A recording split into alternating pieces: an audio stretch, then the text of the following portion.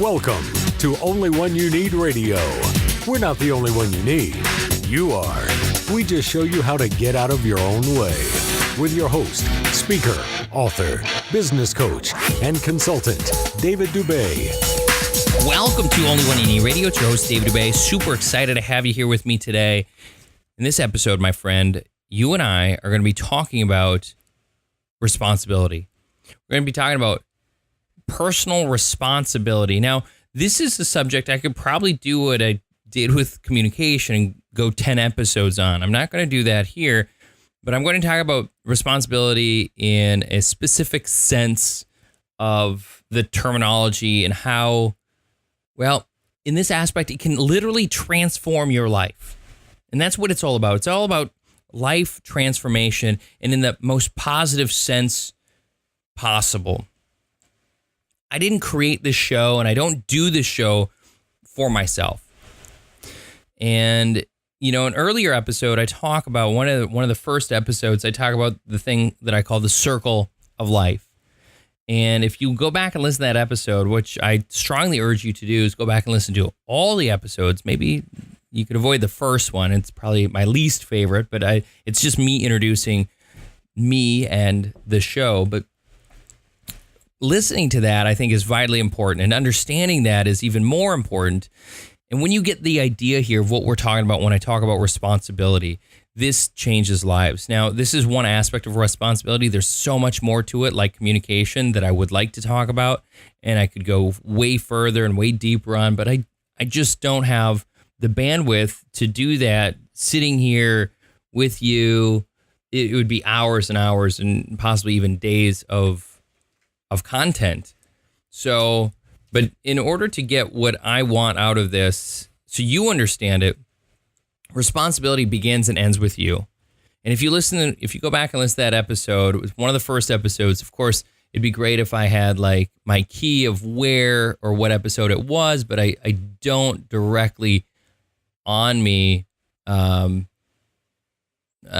I lied. It's the second episode. So it is episode number 2. So vitally important. When you understand that, you get that you are the center of everything. And let's talk about science for a moment here. So science in recent history has dictated that everything is energy. Everything begins and ends with energy. That's it. It all starts with energy. So at the smallest form of matter, it's just pure energy. And all things that are perceived by you and by me is all vibration.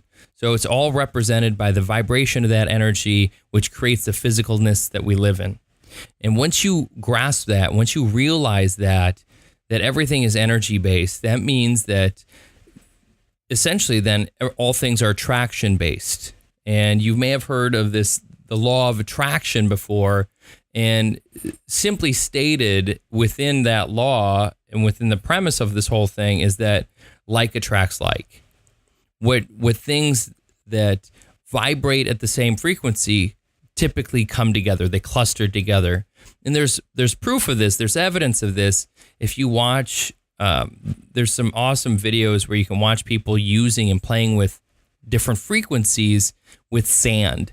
And you see how the sand separates and moves depending on the frequency and how where it's located on the panel, that frequency collects. And it's really intriguing to see the rawest context of how something like this works. I mean, the other aspect you could look at would be magnetics, which would equate to the same thing. Opposite repels, right? And attract brings together. It's just, in its simplest form, that's as easy as one can look at it. And so the law of attraction in this aspect is viably real. And most people don't get that. They don't understand that. And one of the other episodes, I also talk about the premise of the directions in which we move in life. So we move in 2 directions, and there's only 2 directions that we can move in life.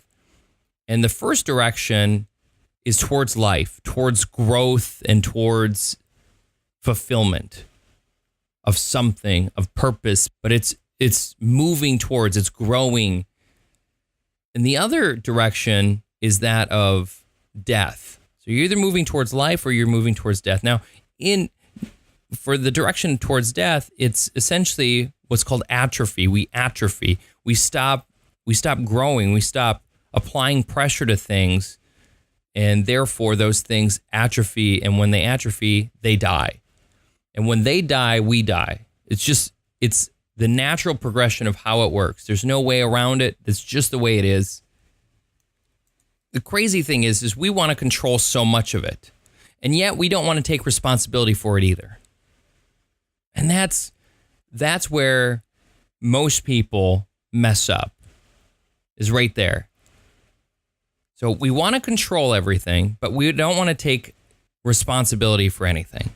Now, this might not be you. It might be someone you know. It might be some people you know.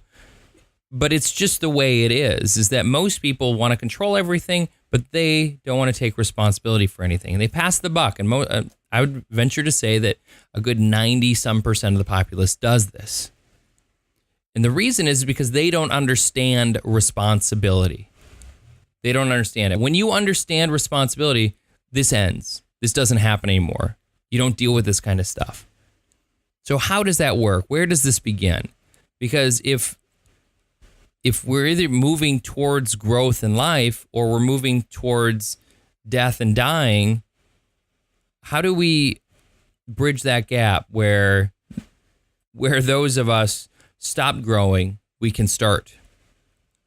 And it's because there's multitudes of areas in which we have to be challenged, that we have to use. So some people do this. They work, and in their work, they feel like, well, I'm mentally fried, so I don't have to do anything else. I don't have to work on anything else. And because of that, they stop trying. And once work is over, they're like, okay, I can just veg out, watch TV, do me. And doing me says not challenging yourself at all. Like the kind of physical work you do is when you have to mow the lawn, or you have to help your neighbor move something, or when you need something moved. But that's where it ends. That's not right. Yes, you were challenged mentally all day, but the other areas of your life weren't challenged at all, so you stopped growing in those areas. See, most people after college, they stop learning, and they stop exercising. Now, when I say exercising, I don't mean going to the gym and lifting weights. I mean, to an extent I do, and to an extent I don't. Let me share with you what I mean here.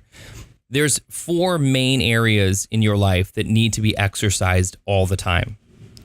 That if they're not exercised, you're doing yourself a massive disservice, a huge disservice.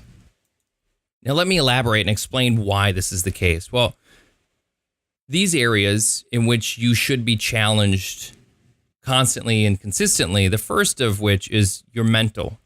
And this is where most people are challenged on a constant and consistent basis. They're challenged mentally. They have to exercise their brain power every single day. Most of us have to. And so when we exude enough energy through mental strain, we're tired physically. And so we don't challenge ourselves in other aspects of our lives. So when you work an office job, that's what happens, right? You go through the day doing all these, maybe dealing with customer issues or customer problems, then you get home and you don't want to do anything else. Now, if you're blue collar and you do something that's mostly physically challenged, when you get home, you don't want to do anything that's mentally challenged either. So it makes sense that you want to veg out. This is true for a majority of the population. So if you're white collar, you're typically challenged mentally, and if you're blue collar, you're typically challenged physically. But when all that ends, you stop growing, right? You're done. You plateau during the day, even though you're doing the same thing you do every day. You're not necessarily challenged much more, but you're doing stuff physically or mentally. By the end of the day, you're just drained and you don't want to exercise anything else in your life, and that's understandable. But you're doing yourself a massive disservice. And that's what we're here to talk about. Because if you can't take responsibility, you're going to get screwed. And there's a saying that goes along with that. And the saying is this: an ounce of prevention is worth a pound of cure. I'm going to repeat that. An ounce of prevention is worth a pound of cure. Okay. I dealt with this with my mother. My mom passed away from cancer. If you didn't know that, you do now, but I've talked about this many times before. And my mom perpetually didn't take care of herself. Like, this is something she did not do. She went to work. It was challenging to her to an extent physically and to an extent mentally, but she gave up on all other things. She didn't, and she had all these problems, her feet problems, knee problems, back problems, tons of problems. But my mom gave up physically years prior to that. Years and years prior to that. Right? My mom never went to the gym. Not once in her life did she go to a gym. Maybe in high school, in gym class, she had to go to gym. But after that, she didn't. Right? My mom didn't do any yoga practice. She didn't do anything like that. Now, there's multiple areas. So there's mental, right? We talked about that. There's physical. We talked about that. But then there's the higher echelon areas. There's emotional. And then there's spiritual. There's more than that, too. There's social. And there's still others as well. But most people don't exercise all the areas. So to an extent, we work on mental, and then we just shut down because, well, it's just too much for us to continue.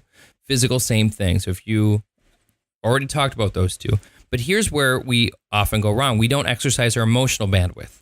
We don't exercise our spiritual bandwidth. And because of that, we lose touch with those aspects of who we are. And when we lose touch with those aspects of who we are, they diminish in our lives. And when they diminish in our lives, remember, you move in two directions, right? Towards growth, which is towards life, or stagnation, which is towards death. When those things stagnate, they start to bring you down, and they show up in other areas of your life. Give you an idea of what I mean. So if someone you got in a car accident, maybe it's not you, it's someone you know, they got in a car accident, they got hit from behind, like 20 miles an hour. So not super fast, but fast enough that now they have serious issues. They have back issues, but already they were overweight, right? Already they were out of a relationship that a long-term relationship had ended with them. And now they're blaming the world for their problems. They're angry at the world for everything that's happened to them. And there's multiple factors here that are issued. And so not only are they're angry at the world, they're also suing the person who hit them from behind. Now, had they taken care of themselves in multiple ways? First off, they haven't been to the gym in 8 years. So because they haven't been in the gym 8 years, they've declined in their health. So physically, they've gained weight. And also, they had issues in their relationship years before, right? Early on. But they never adequately fixed those issues or solved those issues. So emotionally, they've had trauma. And they've never dealt with that trauma at all. And so that also aided in them gaining weight. Now, it's not just the fact they didn't go to the gym. It also is the fact that they ate emotionally. And because they didn't want to deal with the emotional issues in their relationship, they ate emotionally, which helped them gain weight. Their muscles began to atrophy over the course of time because they didn't exercise their muscles. And so they lost their capability of proper communication with their partner. So at some point, they didn't take responsibility anymore for the actions of their partner or themselves within their relationship. Now, I wouldn't say take responsibility for your partner's actions, because if they do something wrong, why are they doing it wrong? Like, we don't ask ourselves, we're like, oh, you cheated on me. You're an asshole. You're a prick. We'll call you names, but we won't deal with the initial issue of what caused them to stray in the first place. Which, if you're in a relationship, you're just as much a part of the cheat as the cheater who did it. And that's called responsibility. Because you didn't communicate your needs and your wants appropriately, and they also didn't communicate their needs and their wants appropriately. This happened. Because there was no clear communication taking place, no one knew, and because no one knew, nothing was solved. There's a saying, you can't get there from there, which means you can't solve the problem when you're in the problem with the same mindset of how the problem happened. When you're blaming someone for doing what they did, you'll never solve the actual problem because you're blaming them for everything. You can't look at it outside of the box because you're too far in the box to see it any other way. So the reason why that person now is broken because they got hit from behind in their car. So they didn't take care of themselves physically. They didn't take care of themselves emotionally. Right? In all likelihood, they probably didn't take care of themselves spiritually either. Now, here's the thing. They got hit from behind. That also tells you that the reason their problem is in their past. It's from their past. If everything is all energy and we all attract things to us, they attract, like attracts like, they attracted this accident. You might be like, this is BS, David. There's no way they did that. You know what? Circumstantially, they wouldn't have been in that circumstance if in that situation had they dealt with all the other things that they could have dealt with that led up to that. But the problem is they didn't know that. They don't know well enough to take a responsibility for themselves physically. Here's why they're suing them. They want to blame someone else for their problems again. They don't want to take responsibility for what happened to them. Now, I'm not saying that they shouldn't be compensated for what happened. That's not what I'm saying. I'm saying responsibility begins with and ends with you. You see, if you go back to episode number 2, I talk about you are everything. Without you, there is nothing. Remember, if you are not here to perceive something, that something does not exist, which means you can't love someone without being here first to feel what love is. You have to exist before anything can happen, which means you are the perceiver of everything, which also means you are the attractor of everything that happens to you in your life. There's no way to separate those two. There is absolutely zero way of separating those two things. You cannot do that because you have to be here to perceive it for it to happen. If you're not here to be here, it would never happen. So the responsibility begins and ends with you. So this person who has these issues now, they had these emotional issues which helped them gain the weight because they also didn't go to the gym to help fix it in the first place. And so their back got weak, and so when they got hit, their back got really hurt. Whereas if they were going to the gym and they didn't have the emotional issues, guess what? They wouldn't have attracted the car into their back seat. They wouldn't have been hit from behind. I mean, I remember one day I was going to, I didn't even want to that day. It was like going to be bad weather, so I didn't want to drive, but I decided, you know what? I'm going to do it. I'll go. So I went to this meeting that was on the other side of town in a really busy area. And this parking lot is always jam-packed. So I got this parking spot and I opened my car door. And just as I opened my car door, there was a parking spot to my left that had just opened up. And just as I opened my car door, this gal drives right into my car door. And not obviously the most fun situation, but I remember I called my dad right away and I was laughing. My dad's like, "What's so funny?" I said, "Dad, I just attracted a car into my door." My dad laughed and he's like, "Wow, that's a good way of putting it." I said, Yeah, that is. It was an eye-opening experience for me, but I didn't blame her for it. Yeah, she hit my car door. She could have slowed down or taken the, parked slower so she could have seen it better and whatever wouldn't have happened. And at the same time, I could have saw her coming had I not already had my phone in my hand. And I could have gotten in the car quicker, or I could have looked in my mirror before. Like there's so many other opportunities that each of us had where it didn't have to happen, but it happened. And instead of being so angry and so upset over the fact that it happened, I just allowed it to be what it was. And I accepted responsibility for it. Her insurance covered it, so that wasn't like a big thing, right? We did the insurance thing because that's whatever. I obviously wouldn't want to pay for that either, right? Like, oh, this sucks. I didn't want to right? The situation wasn't the greatest, but at the same time, it wasn't the worst. No one died. We were both fine. Her car was drivable. My car was drivable. But I just remember thinking to myself, I attracted this. This was no one's fault, really. Like, I attracted this. Like, there was a lesson that I need to learn in that whole situation. That was the premise of it actually happening. There was something that I should have learned, that I should have known about.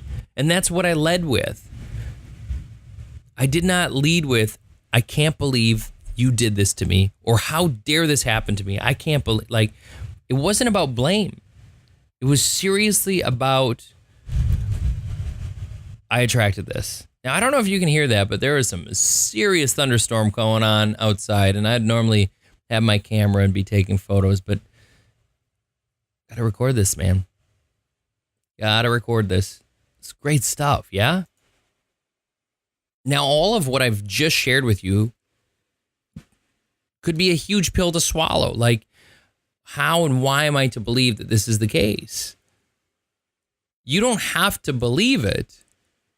But the interesting thing is as you listen to this, follow your emotions. What are your emotions telling you? Are your emotions saying, this sounds right to me? Because I can reason away why this is not true. I could give you logical explanations of how this is probably not true. But I could feel my way into the reality that this is right. And in fact, if you look back, and even how I started this with science talking about how everything is vibration. On the smallest level, it's just vibration. There's no way to get around that. I don't know how to get around that. And if that's the case, then to me, this makes more sense than anything else. But you have to take responsibility not only for your mental state, not only for your physical state, but your emotional and your spiritual.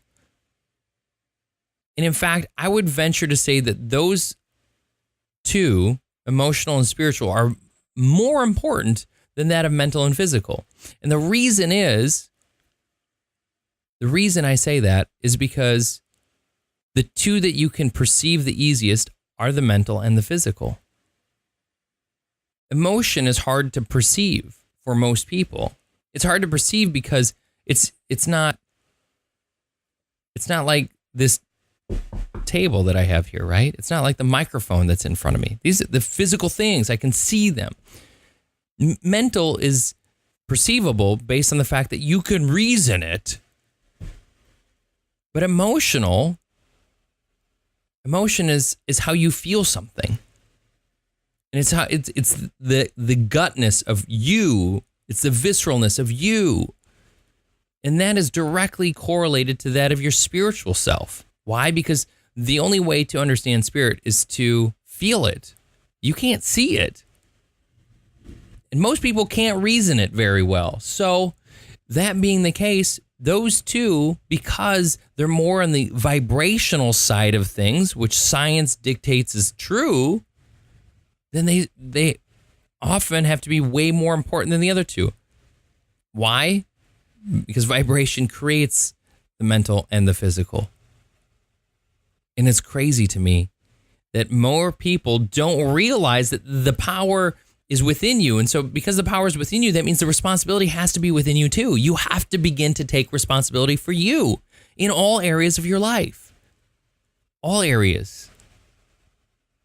Exercise all those areas. And when you do, you become better at understanding them. You get better at relating to things and relating to others because you can relate to yourself. You see, you are the origin of everything. Perception cannot be without you first existing to perceive anything.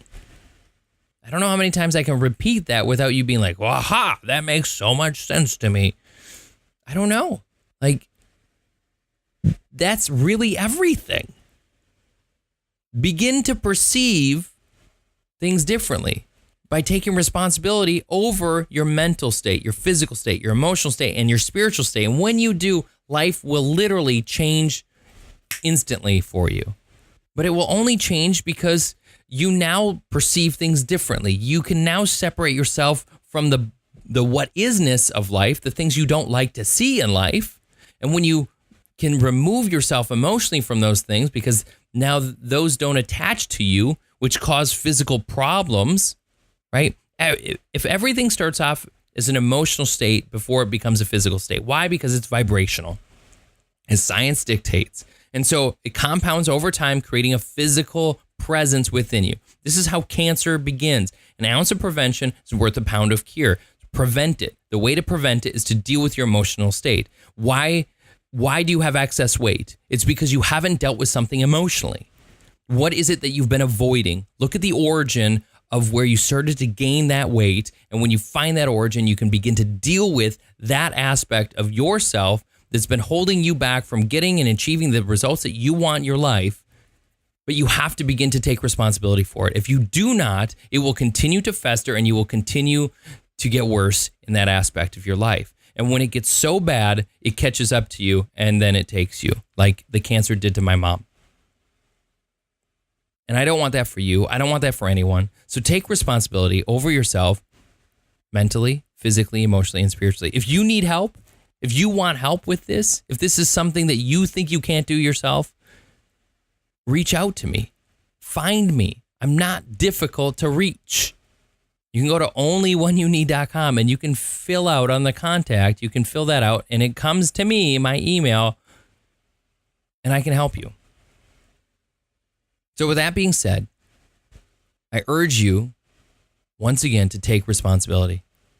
And literally you'll see your life change in front of you. If you haven't already, make sure you subscribe and get notified. On YouTube, hit the bell icon tag so every time a new episode gets launched, you get the notification for it. Leave comments, leave feedback, rate us on iTunes. That would be absolutely huge. I'd appreciate it.